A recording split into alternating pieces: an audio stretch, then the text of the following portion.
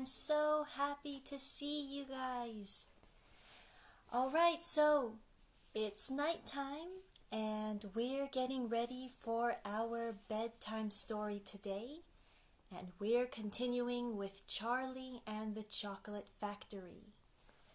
So, hey, hi, good to see you. Okay, so we're going to wait for like 1 or 2 minutes so that everyone can have a chance to get online to connect to the live stream. Hey, good to see you. I have a question for you guys. Are you already in bed? Do you have like a warm drink?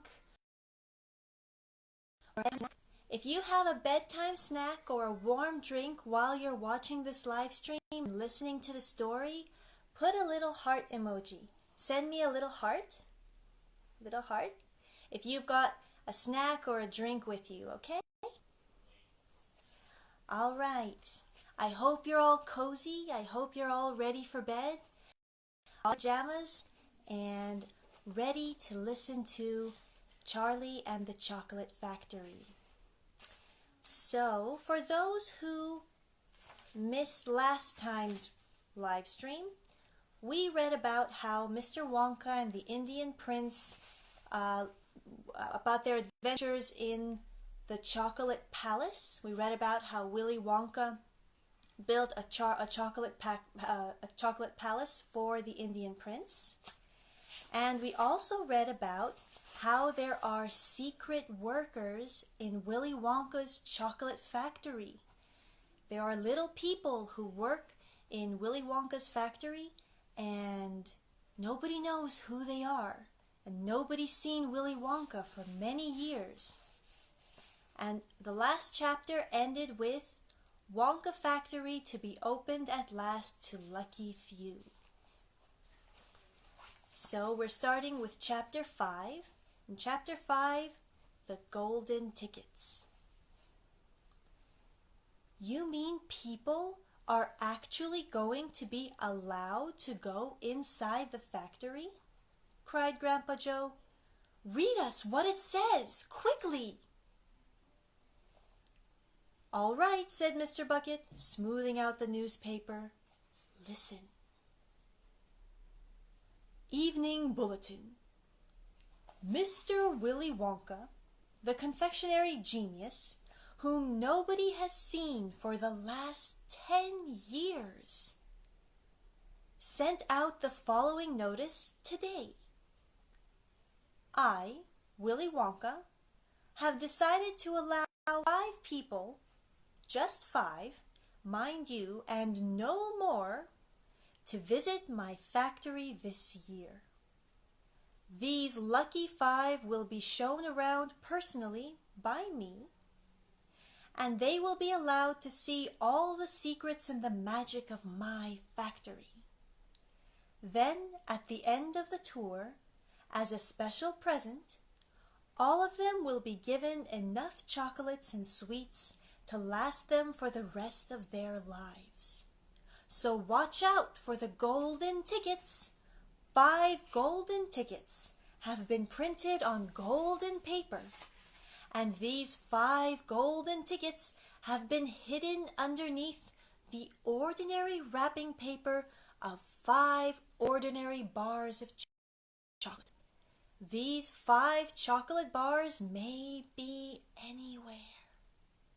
In any shop, in any street, in any town, in any country in the world, upon any counter where Wonka sweets are sold, and the 5 lucky finders of these 5 golden tickets are the only ones who will be allowed to visit my factory and see what it's like now inside. Good luck to you all, and happy hunting! Signed, Willy Wonka. The man's dotty, muttered Grandma Josephine. He's brilliant, cried Grandpa Joe. He's a magician. Just imagine what will happen now. The whole world will be searching for those golden tickets.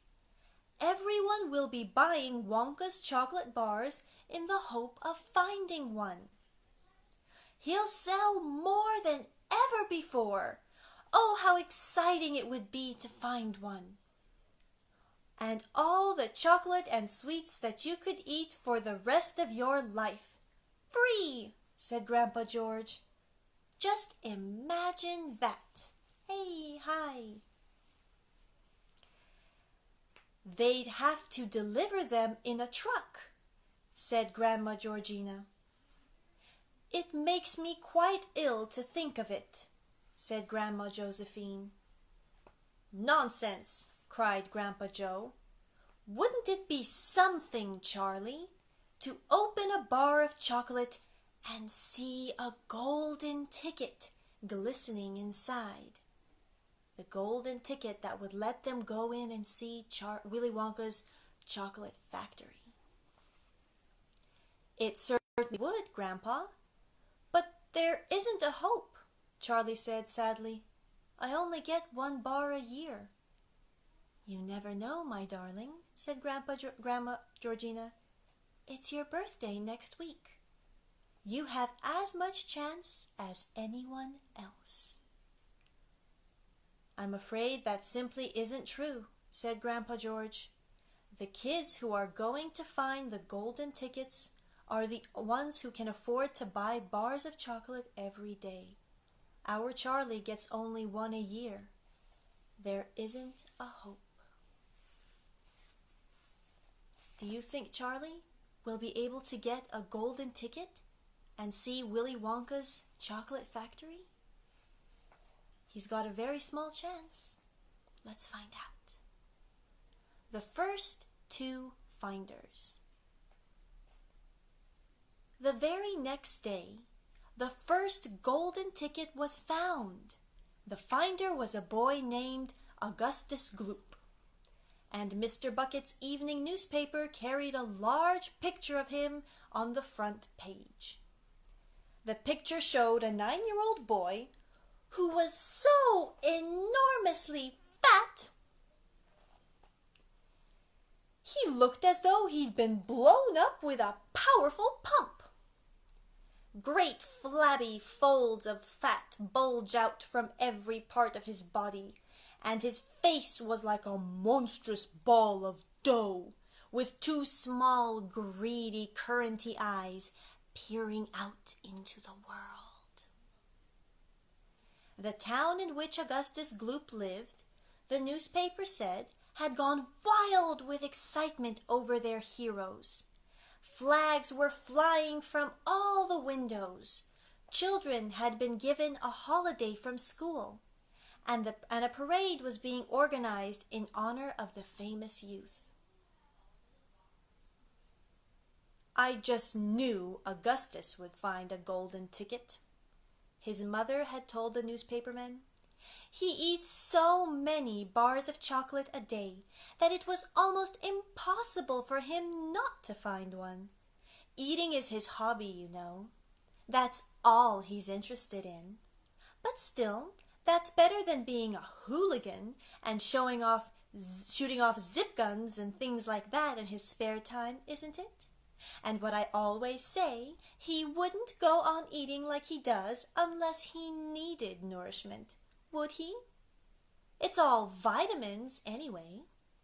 What a thrill it will be for him to visit Mr. Wonka's marvelous factory.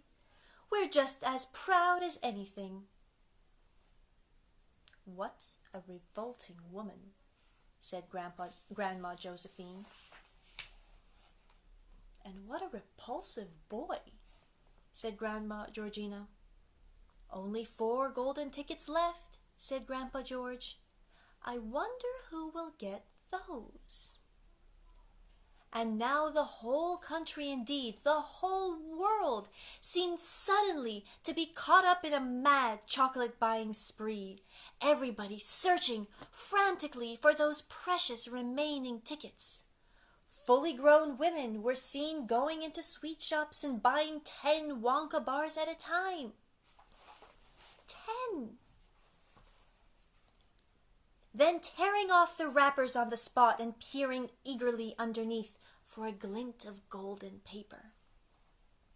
Children were taking hammers and smashing their piggy banks and running out to the stores with handfuls of money. In one city, a famous gangster robbed a bank of £1,000 and spent the whole lot on Wonka bars that same afternoon. And when the police entered his house to find him, they found him sitting on the floor amidst mountains of chocolate, ripping off the wrappers with the blade of a long dagger. In far-off Russia, a woman named Charlotte Rousset claimed to have found the second ticket, but it turned out to be a fake.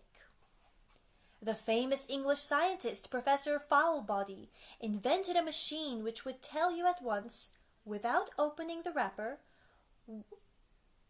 of a bar of chocolate, whether or not there was a golden ticket hidden underneath it. The machine had a mechanical arm that shot out with tremendous force and grabbed hold of anything that had the slightest bit of gold inside, and for a moment it looked like the answer to everything. But unfortunately, while the professor was showing off the machine to the public at the sweet counter of a large department store, the mechanical arm shot out and made a grab for the gold filling in the back tooth of a duchess who was standing nearby. There was an ugly scene, and the machine was smashed by the crowd. Suddenly, on the day before Charlie Bucket's birthday, the newspapers announced that the second golden ticket had been found. The lucky person was a small girl named Veruca Salt, who lived with her rich parents in a great city far away. Once again, Mr. Bucket's evening newspaper carried a big picture of the finder. She was sitting between her beaming father and mother in the living room of their house, waving the golden ticket above her head and grinning from ear to ear. Veruca's father, Mr. Salt, had eagerly explained to the newspaper men exactly how the ticket was found. "You see, boys," he had said, "as soon as my little girl told me that she simply had to have one of those golden tickets, I went out into the town and started buying all the Wonka bars I could lay my hands on. Thousands of them I must have bought, hundreds of thousands. Then I had them loaded onto trucks and sent directly to my own factory. I'm in the peanut business, you see, and I've got about 100 women working for me over at my place shelling peanuts for roasting and salting. So I said to them, 'Okay, girls,' I says, 'from now on you can stop shelling peanuts and start shelling the wrappers off those chocolate bars instead.' And they did. I had every worker in the place yanking the paper off those bars of chocolate full speed ahead from morning till night. But 3 days went by, and we had no luck. Oh, it was terrible. My little Veruca got more and more upset each day, and every time I went home she would scream at me, 'Where's my golden ticket? I want my golden ticket!' And she would lie for hours on the floor, kicking and yelling in the most disturbing way. Well, I just hated to see my little girl feeling unhappy. Like that, so I vowed I would keep up the search until I'd got her what she wanted. Then, suddenly, on the evening of the 4th day, one of my women workers yelled, 'I've got it! A golden ticket!' And I said, 'Give it to me, quick!' And she did. And I rushed it home and gave it to my darling Veruca. And now she's all smiles, and we have a happy home once again." "That's even worse than the fat boy," said Grandma Josephine. "She really does need a good spanking," said Grandma Josephine. "I don't like the girl's father played it quite fair, Grandpa, do you?" Charlie murmured. "He spoils her," Grandpa Joe said, "and no good can ever come from spoiling a child like that, Charlie. You mark my words." "Come to bed, my darling," said Charlie's mother. "Tomorrow's your birthday.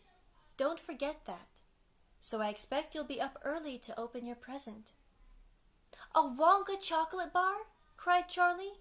"It is a Wonka chocolate bar, isn't it?" "Yes, my love," his mother said. "Of course it is." "Oh, wouldn't it be wonderful if I found a third golden ticket inside it?" Charlie said. "Bring it in here when you get it," Grandpa Joe said. "Then we can all watch you taking off the wrapper." Okay, now that's it for today. We read chapters 5 and 6. So I'm going to tell all of you good night. And I hope that you're all ready for bed and you're going to get a good night's sleep. And I'll see you tomorrow, okay? Good night. Bye-bye.